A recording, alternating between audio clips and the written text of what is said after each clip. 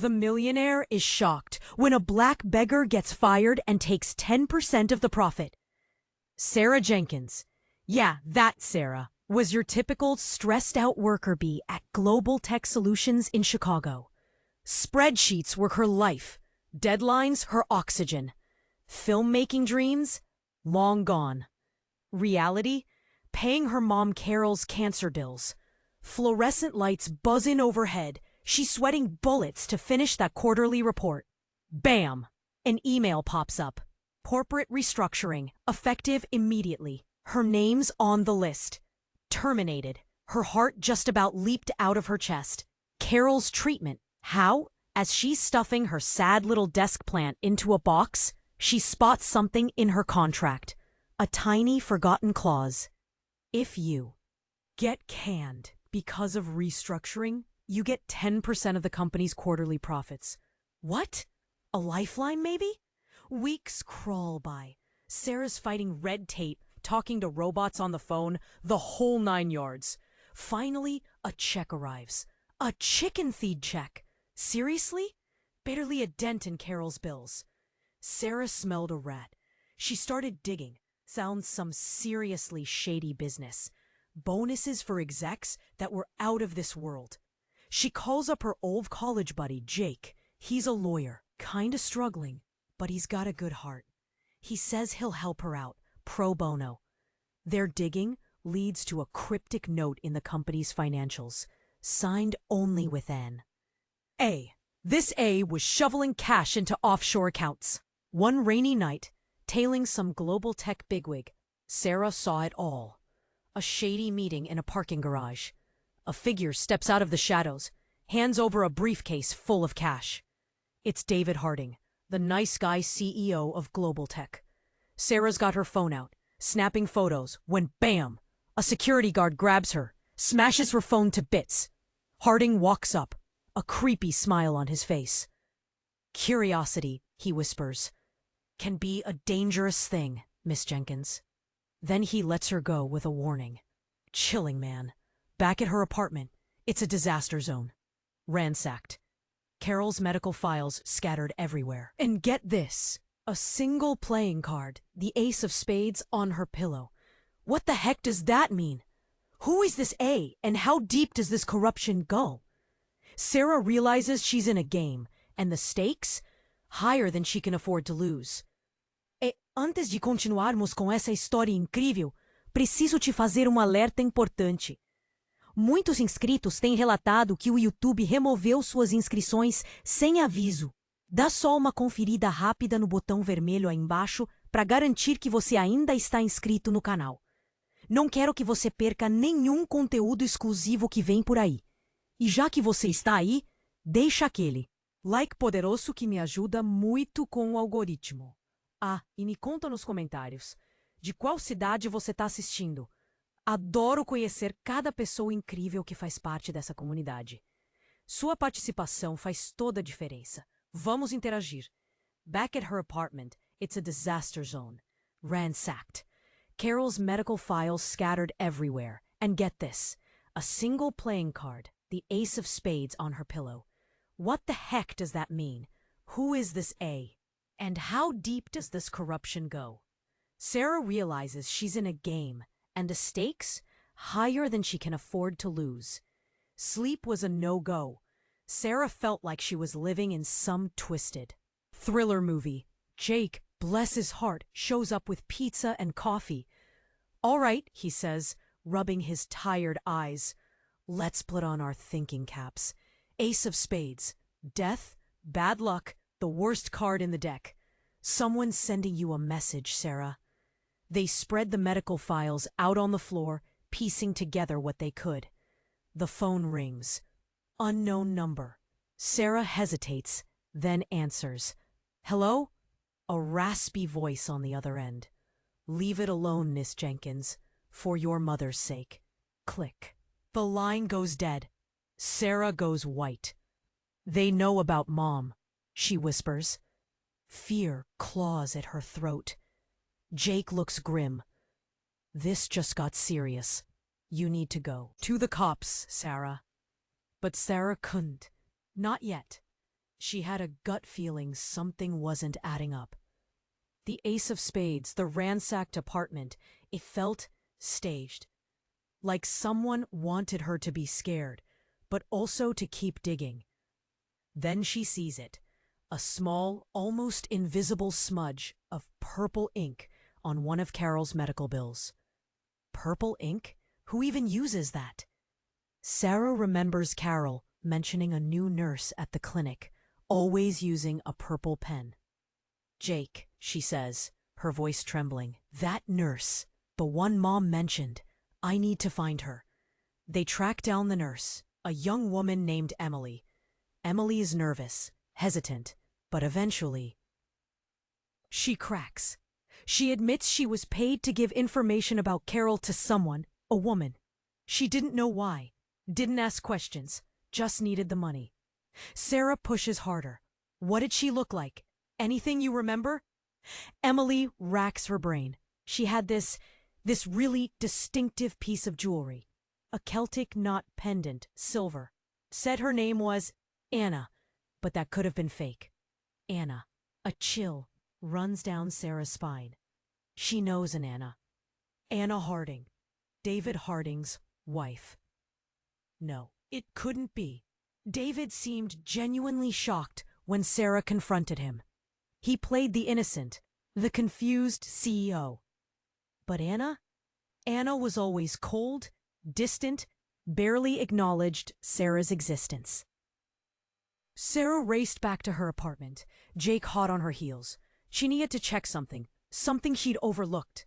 She rummages through her old GlobalTech employee handbook, flipping through pages of corporate policies and HR guidelines. There, a picture, a group shot of the executive team, and around Anna Harding's neck, a silver Celtic knot pendant. The world tilts. Everything Sarah thought she knew shatters. David Harding, the victim, he's a puppet. Anna is pulling the strings. But why? What did she have to gain? Suddenly, Sarah feels a sharp pain in her back. She gasps, stumbling forward. Jake cries out. She looks down. A knife sticking out of her back. She turns slowly, her vision blurring. Standing behind her, a look of cold fury on her face. Carol, her mom, holding the knife. I did it for you, honey, Carol says, her voice flat, devoid of emotion. They were going to take everything. The treatment, everything. Sarah's knees buckle. The floor rushes up to meet her. Carol, her own mother, stabbing her. But why? The last thing she sees before darkness claims her is the ace of spades, clutched in Carol's trembling hand. It wasn't a threat. It was a confession. Sarah's knees buckle. The floor rushes up to meet her. Carol, her own mother, stabbing her? But why? The last thing she sees before darkness claims her is the ace of spades, clutched in Carol's trembling hand. It wasn't a threat. It was a confession. Then, nothing, except a voice. Distant, familiar. Cut! Perfect! That's a wrap, people! Sarah blinked. Fluorescent lights, way too bright, assaulted her eyes. She was lying on a mat? Soft, padded. Around her, a flurry of activity. Cables, lights, people rushing around. Jake was there, standing over her, grinning like a loon. You are amazing, Sarah. Oscar-worthy. Seriously. Carol was there, too, rushing to her side, tears in her eyes. Honey, are you okay? That fall looked rough. Fall? What fall? What's going on? Sarah mumbled, trying to sit up. Her back throbbed, but no knife, no blood, just a slight ache. Jake helped her up. Didn't like the ending we had with Carol betraying you? So we changed the ending to make your character fall and die instead. Less dramatic for Carol. A bit of a plot twist, but much better ending for the film. Don't you think? Film? She looked around, really looked, and it hit her. The GlobalTech office? It was a set. The ransacked apartment? Staged. The shady meetings, David Harding's creepy smile, acting. This was all a movie? She stammered, her voice barely a whisper. Carol took her hand. Honey, you know how much. You wanted this. Your filmmaking dream. Remember? After GlobalTech fired you and gave you that money, you decided to use it to start our own movie studio and produce our own feature film using your severance pay. I know you've been under a lot of stress juggling directing and acting, but don't you remember? The Ace of Spades, the clues, all part of the script. It was supposed to be a plot device, a distraction. Sarah's head swam. A movie. Her movie. The one she dreamt of making since she was a kid.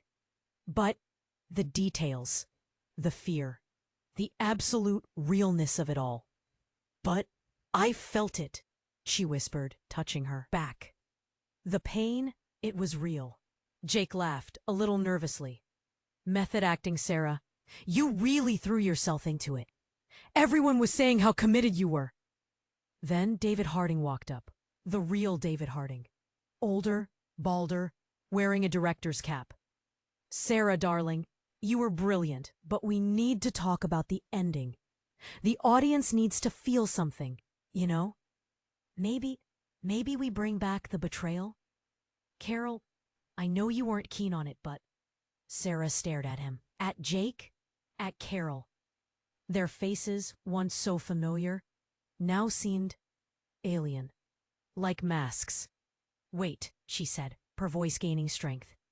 The money? For Mom's treatment? The cancer? Carol's face fell. She looked down at the floor. There is no cancer, dear. I told you as a plot device, didn't I? A cold dread washed over Sarah. The Ace of Spades wasn't a confession, it was a signal. A signal that the movie was a hit in Carol's head. The money, Sarah repeated, her voice shaking. Where did it really come from? Carol finally looked up, her eyes hard. Let's just say GlobalTech paid to make you disappear once and for all. And in that moment, Sarah knew this wasn't just a movie anymore. It was something far more twisted, far more dangerous. And she was still very much in the middle of it. The camera lights seemed to close in, the set fading into a blur. She looked around, suddenly a cast member on a movie.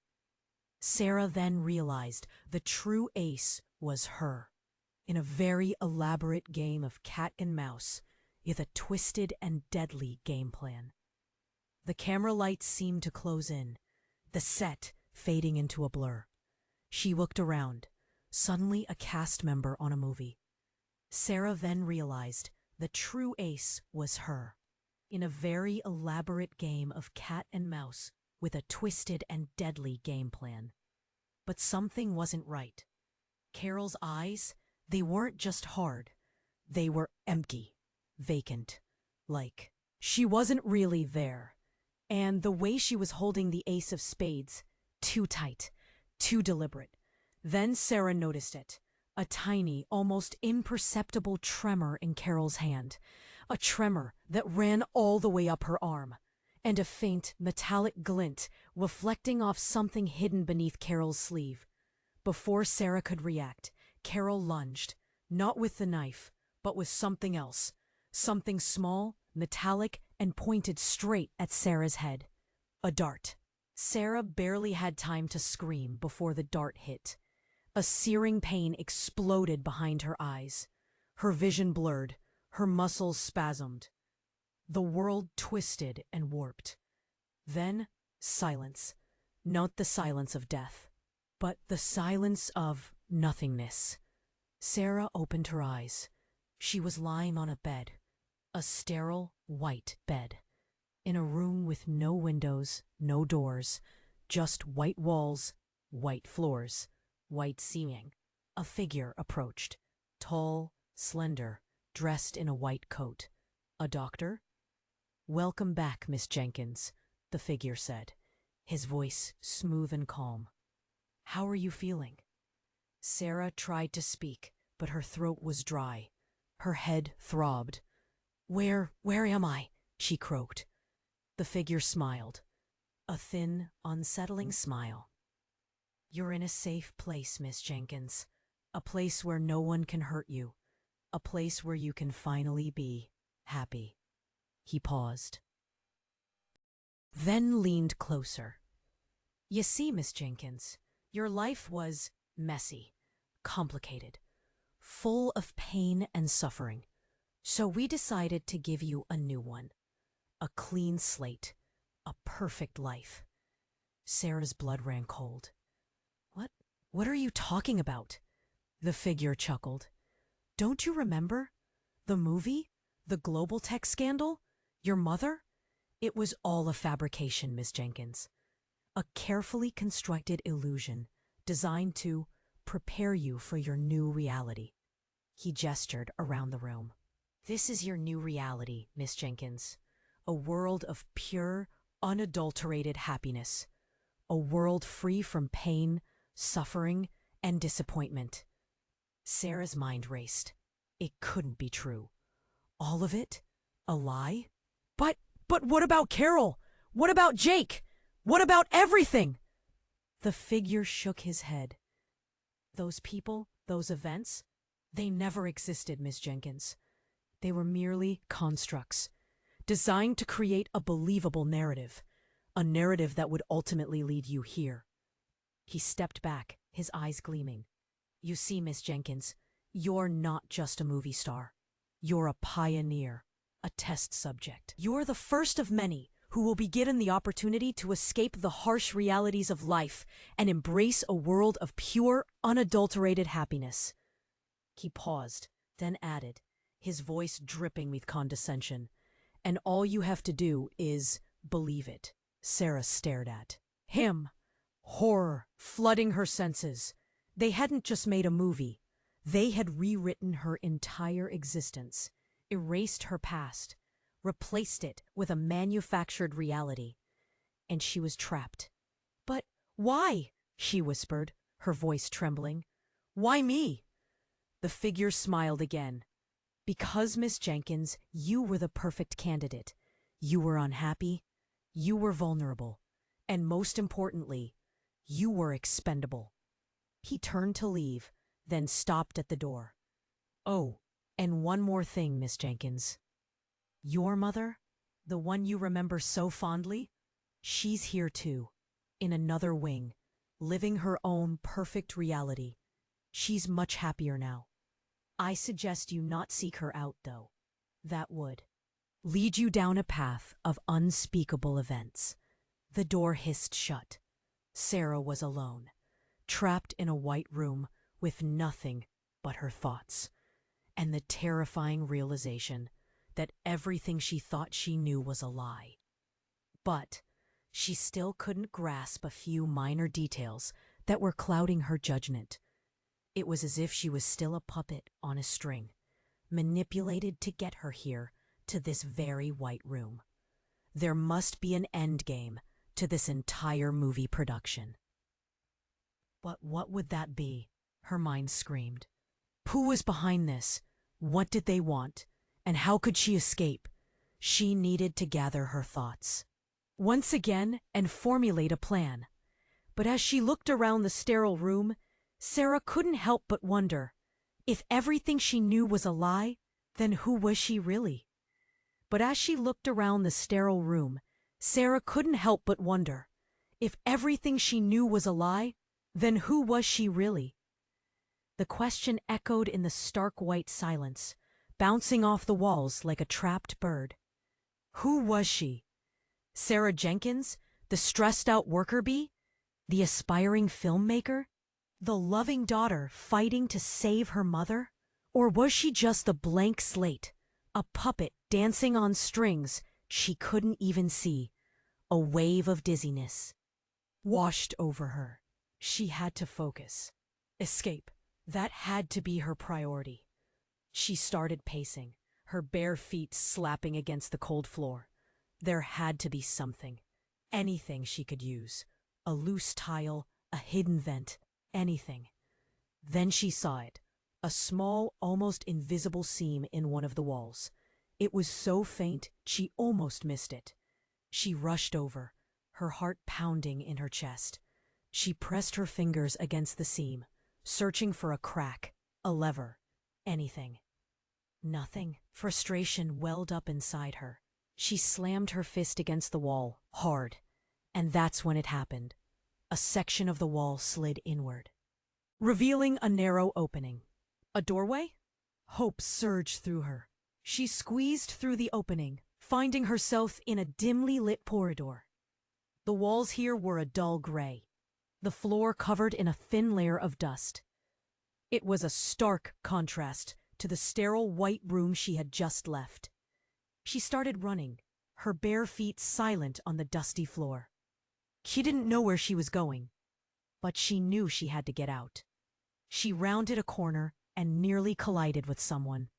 It was Carol, but not the Carol she remembered. This Carol was different. Her eyes were vacant, her face expressionless. She was dressed in a simple white gown, her hair pulled back in a tight bun.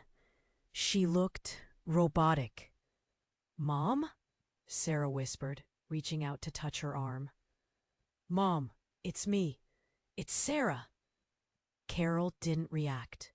Her eyes remained fixed, unseeing. Sarah shook her gently. "Mom, please, can you hear me?" Suddenly, Carol's eyes snapped into focus. A flicker of recognition sparked in their depths. "Sarah?" she whispered, her voice raspy and weak. Is that really you?" "Yes, Mom, it's me. What's going on? Where are we?" Carol's face twisted in confusion. I don't understand. They told me you were—" Before she could finish, a voice boomed from down the corridor. "Carol, what are you doing here? Get back to your sector immediately!" A figure emerged from the shadows. It was the doctor, his face contorted in anger. "You know the rules, Carol. No unauthorized contact." He grabbed Carol's arm, pulling her away. "I'm sorry, Sarah," Carol said, her voice barely audible. I can't." The doctor dragged Carol down the corridor, her lifeless eyes staring back at Sarah. Sarah watched them disappear, her heart sinking. Then she saw it.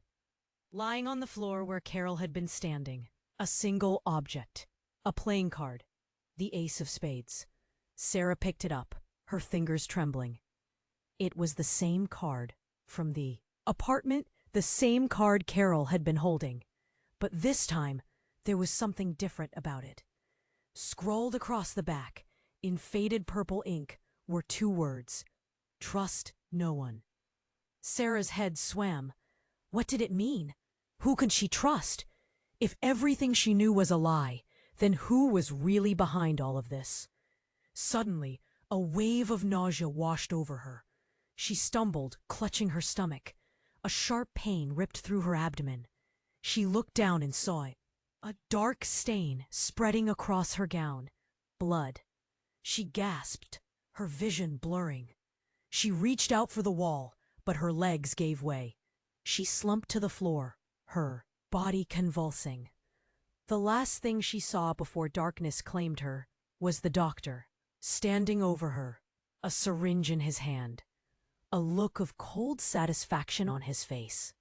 Then nothing. But this time, the darkness was different. It wasn't the sterile, manufactured darkness of the white room. It was something deeper, something more real. And then a voice. A familiar voice. "Surprise, Sarah." Sarah's eyes snapped open. She was no longer in the sterile corridor. She was in a lavishly decorated office, sunlight streaming through the window. Standing before her, smiling broadly, was Jake. But it wasn't the Jake she remembered. This Jake was different. He was dressed in an expensive suit, his hair slicked back, a diamond ring glinting on his finger. He looked powerful. "Jake?" she stammered, struggling to sit up. "What's going on? Where am I?" Jake chuckled. "Welcome to the real world, Sarah. Or should I say, welcome to my world." He gestured around the office. "Pretty impressive, huh? All thanks to you, my dear." Sarah stared at him, her mind reeling. "What are you talking about? What does any of this have to do with me?" Jake's smile widened. "Oh, Sarah, you were so wonderfully naive. You really believed all that nonsense about the movie, didn't you? The GlobalTech scandal, your mother's illness, it was all just a game. A carefully orchestrated charade designed to manipulate you, to control you."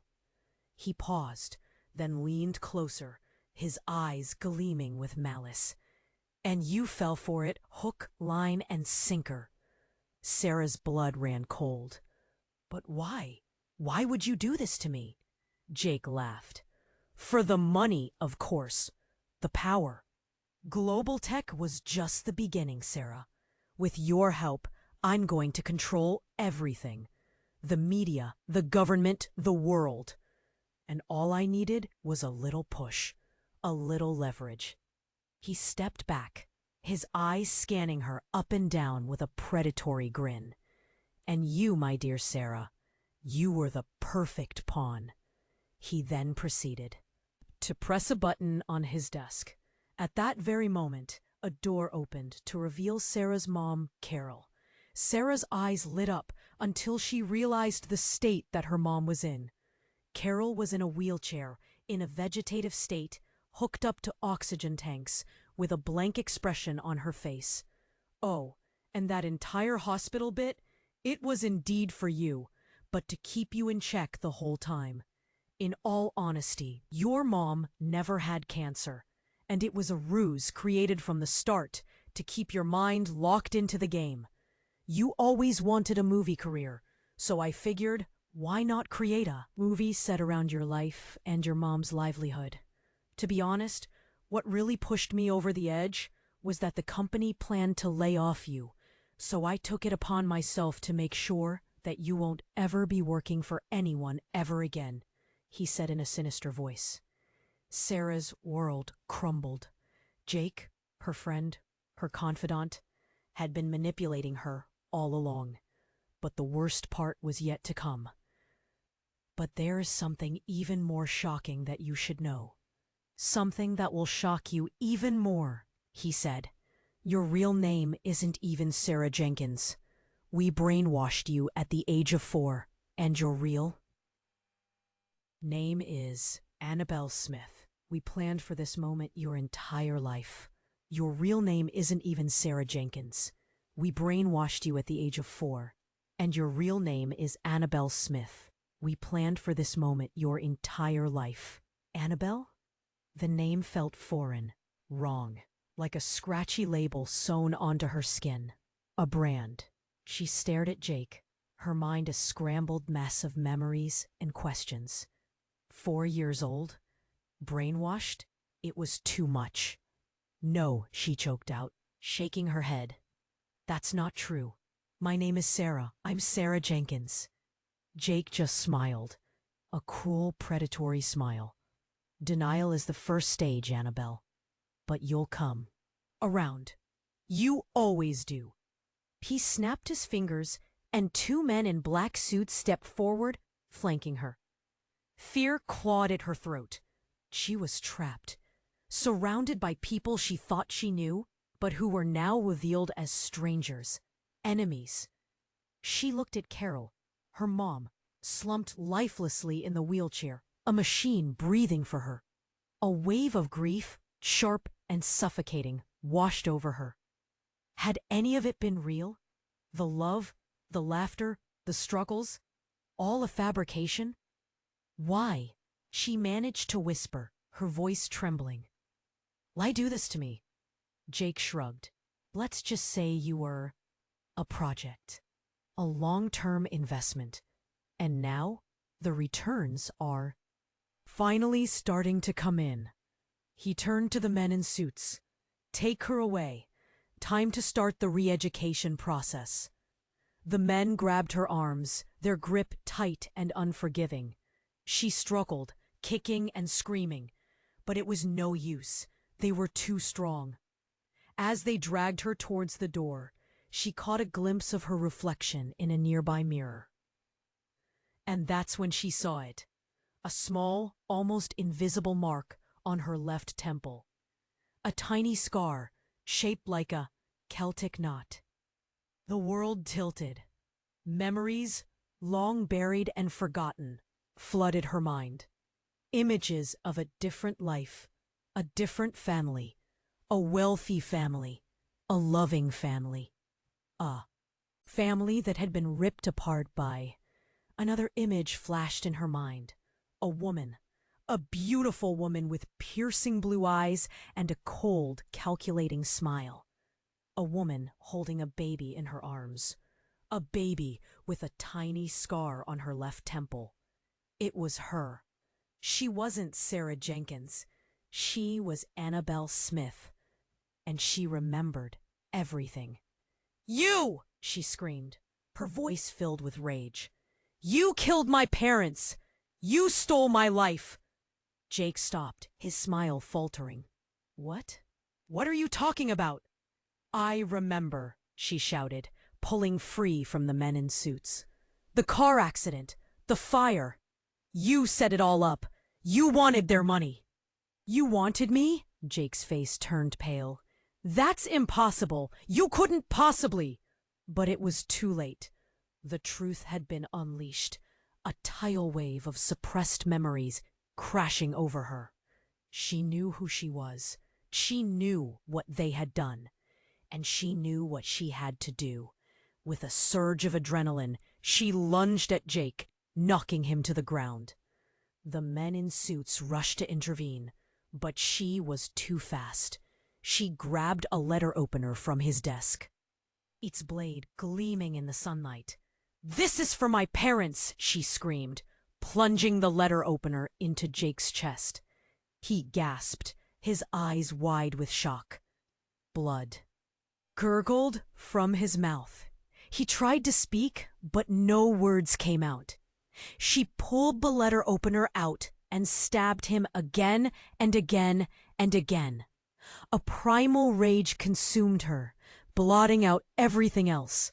She wouldn't stop until he was dead, until he had paid for what he had done. Finally, Jake went still, his eyes glazed over, his body limp. She stood over him, panting, her hands covered in blood. The men in suits stared at her in stunned silence. They didn't know what to do. That's when the door burst open and a woman stormed in. It was Anna Harding. She looked at Jake's lifeless body, then looked at Annabelle. "You truly are your father's daughter." She walked forward, picked up the ace of spades lying on the floor, and tossed it on Jake's body. Checkmate. Then the whole room went black. "You truly are your father's daughter." She walked forward, picked up the ace of spades lying on the floor, and tossed it on Jake's body. Checkmate. Then the whole room went black. Silence. Thick, heavy silence. Then a single spotlight illuminated Anna. She wasn't looking at Annabelle. She was looking directly at the camera. "Did you enjoy the show?" "Because I sure did," Anna said, with the biggest grin on her face, and she began to clap hysterically. "Bravo, Sarah. Or should I say Annabelle? Or should I say number 5? Whichever name we use, it doesn't matter," she says while laughing. "Because you got played this entire time. You were a pawn in all of this, and it was all on live television." "Ha ha ha!" she proclaimed. "Wait, what?" Annabelle said in shock. "Oh, sweetie, do you mean what? The entire time it was a show. We manipulated your reality and emotions to make a reality show about how you react to all of this. Oh, and guess what? It's breaking records. And do you know what the best part is? Oh, wait, let me tell you. It's that. We're all gonna be rich! The show has been a hit and everyone loves the series. We will also be getting another season, and I do hope you will be the main star for the upcoming show. So what do you say? She says. What? All of this was fake? Annabelle shouted. Well, besides Jake dying. She nervously chuckles. The show has been a blast for everyone, especially the viewers. I'm just so proud and happy that this show has come to life, and I cannot wait to see what we do with you for the next season. Oh, and by the way, to answer your question, there really was a car accident with the Smiths, but my husband's father was the one who orchestrated it. However, the story was getting old, and my husband got caught up with some money issues, so we decided to film him being an evil guy. And he agreed. I mean, who wouldn't? We have to keep the show going, right? Now, you're probably thinking, where are the cameras? Well, you see those pinholes on the wall? Yeah, those are cameras. We've been recording you since day one. I do have to thank you for putting on a great performance, because I was almost starting to feel bad. But it's a show, she says. Before Annabelle can react, 2 security guards came and quickly put Annabelle in handcuffs. Welp, I will catch you on set, and please don't try anything. I wouldn't want anything to happen to your mom, Anna said while walking out. Annabelle was then being dragged to an unknown location where she begins to think to herself, a show? This entire time it was a show? But what show? Who's watching me? Annabelle thought. Annabelle was then placed in her room where it looked normal. There was a bed, a desk, and a bathroom. It was just a normal room, and that's when it hit Annabelle. She looked at the mirror and screamed. No! On the right side of her face was a scar. A long, big, noticeable scar. This scar, it looks so real, but how? When did they get the chance to do this? Annabelle was in shock, and the camera zooms in and a caption appears. Will Annabelle be able to overcome this? This scar, it looks so real, but how? When did they get the chance to do this? Annabelle stumbled back, away from the mirror, her hand flying to her face. The scar was jagged, angry. A grotesque brand etched onto her skin. It felt real. Too real. But how? When? A sudden sharp pain sliced through her memories. A blinding flash of light. A searing heat. A doctor's face looming over her. A syringe. Oh God. They'd done it while she was unconscious. Added another layer to their twisted game. Another lie to her fabricated reality. But why? What was the point? Then a new image flashed in her mind.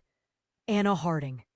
Not the calculating, cruel TV personality, but a younger Anna, her face etched with sorrow, holding a baby. A baby with a tiny scar on her left temple. No, it couldn't be. Annabelle rushed to the desk, frantically searching for something, anything to make sense of this. She yanked open drawers, scattering papers, pens, anything that wasn't nailed down. Then she found it, a small, tarnished silver locket. She flipped it open, her breath catching in her throat.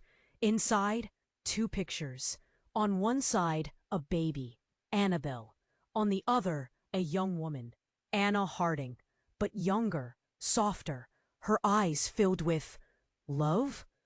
Beneath the pictures, a single word was engraved. Hope. What the hell was going on? Suddenly, the door burst open. It wasn't a security guard. It wasn't Anna Harding. It was David Harding. But this David was different. He wasn't the bumbling, pathetic husband she'd seen on TV. He was older, sterner, his eyes filled with a sadness that went bone deep. Annabelle, he said, his voice rough, we need to talk. She stared at him, her head spinning. What's going on, David? What is any of this? He sighed, running a hand through his gray hair. It's Complicated. More complicated than you can possibly imagine. He stepped closer, his eyes pleading. Anna, she's not well. She's been sick for a long time. Obsessed. She believes you're her daughter. The daughter she lost years ago. Annabelle gasped. What? But it's true, David said, his voice cracking. Years ago, Anna and we had a daughter, a beautiful baby girl, but she was kidnapped, taken right out of her crib. We never saw her again. He paused, his eyes glistening with tears. Anna never recovered. She became fixated. She convinced herself that our daughter was still alive, that she would find her someday. He took a deep breath. Then she saw you on TV, performing. She saw the scar, the one our daughter had, and she became convinced. You were her. Annabelle stumbled back, reeling from the revelation. But the show? The manipulation? The lies? David shook his head. That was Anna.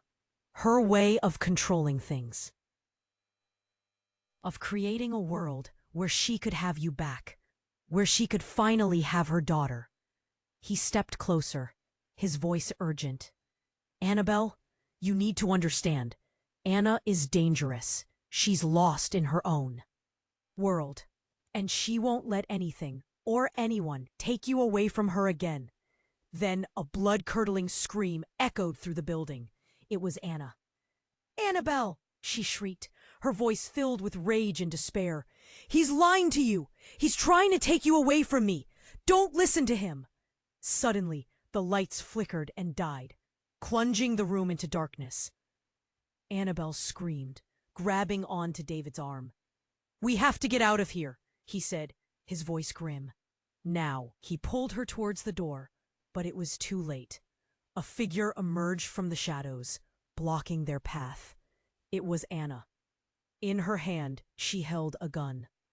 Don't move, she hissed, her eyes wild and unfocused. Don't you dare try to take my daughter away from me. David stepped in front of Annabelle, shielding her with his body. Anna, please, he pleaded. Don't do this. You don't have to do this. Anna's face twisted in rage. You're the one who ruined everything.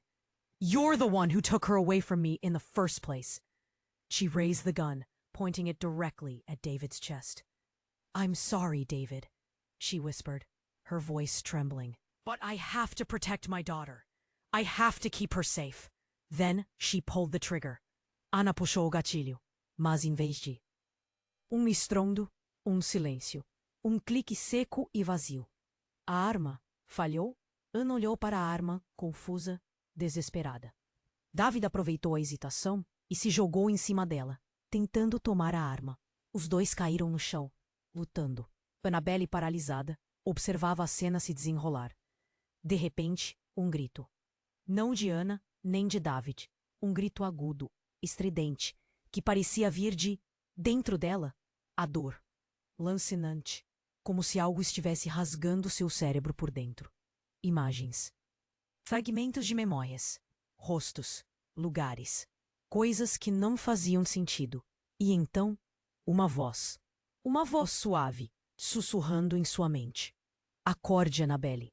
Está na hora. A dor aumentou. Ela caiu. De joelhos, as mãos na cabeça, gritando. Os sons da luta entre Anna e David se tornaram um ruído distante, abafado. A voz ficou mais forte, mais clara. Eles mentiram para você. Todos eles. Você não é quem pensa que é. Quem era ela, então? As memórias. Qual era a real? Qual era a fabricada? Clarão.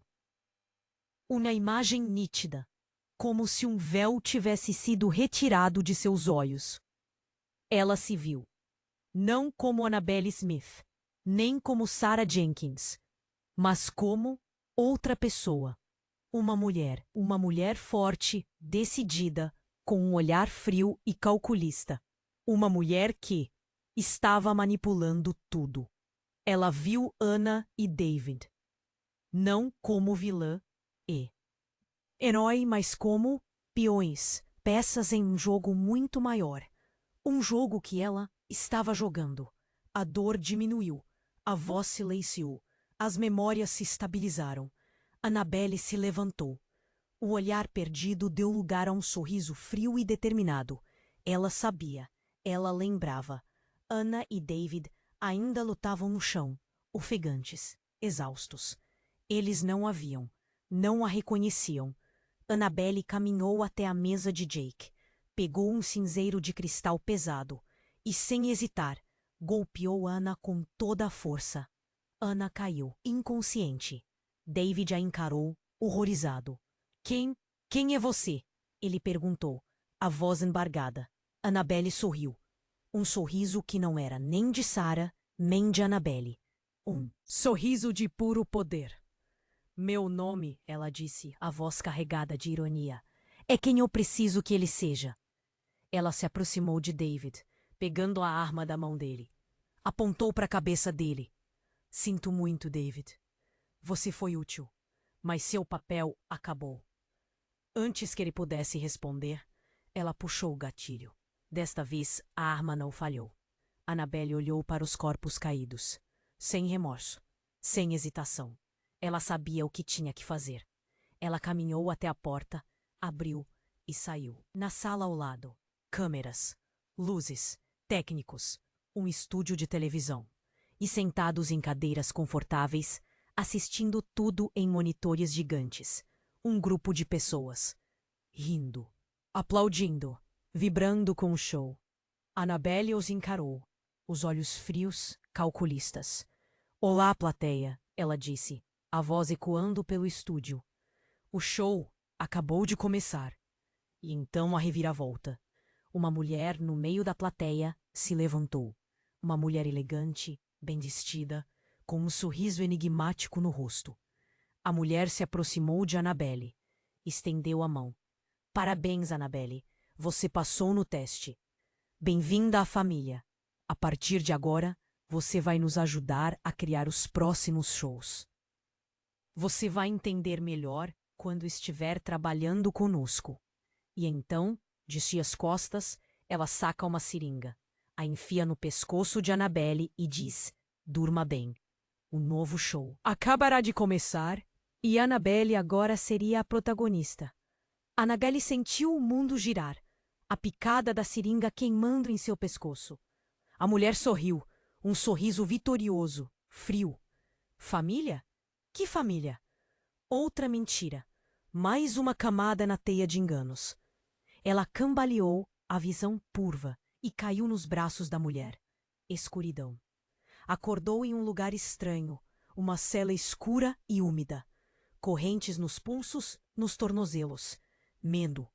Pânico. Onde estava? O que queriam dela? A voz da mulher ecoou em sua mente. Bem-vinda à família. A porta rangeu, revelando uma figura sombria. Um homem. Alto, forte, com um olhar cruel. Ele se aproximou. Um sorriso sádico no rosto. Hora de começar seu treinamento, Annabelle. Ele disse, a voz rouca. Você tem um papel importante a desempenhar. Treinamento? Papel? Do que ele estava falando? Mas ela já sabia. No fundo, sempre soube. A manipulação, as mentiras, a dor. Tudo a preparou para este momento. Ser uma arma, um peão, uma marionete. Mas algo mudou. A dor despertou algo dentro dela. Uma fúria, uma determinação. Ela não seria controlada. Não mais. Eu nunca vou ser como vocês, ela disse, a voz firme, desafiadora. O homem riu. Veremos, ele respondeu.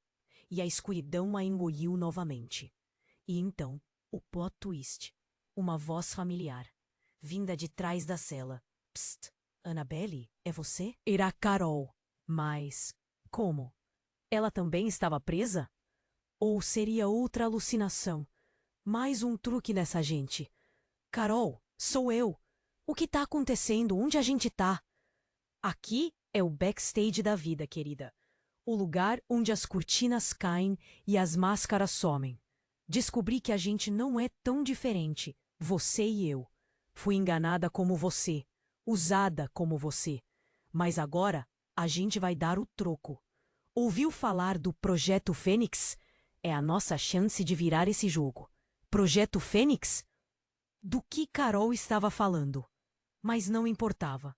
No meio de tanta mentira, uma coisa era certa. Annabelle não estava sozinha. E juntas, elas iam incendiar esse circo. Será que Annabelle finalmente ia conseguir a sua vingança? Ou seria apenas mais uma peça sendo movida no tabuleiro? Você precisa se inscrever agora para descobrir o que vai acontecer. E não esqueça de esmagar o botão de like agora para alimentar o algoritmo. Inunde a seção de comentários com suas reações e teorias sobre o final. Este é o momento para demonstrar seu apoio e mostrar que você é um verdadeiro fã. Não espere nem mais um segundo para compartilhar instantaneamente este vídeo com pelo menos 5 amigos que precisam conhecer esse desfecho. Só os verdadeiros fãs compreendem a importância de apoiar o canal com estas ações.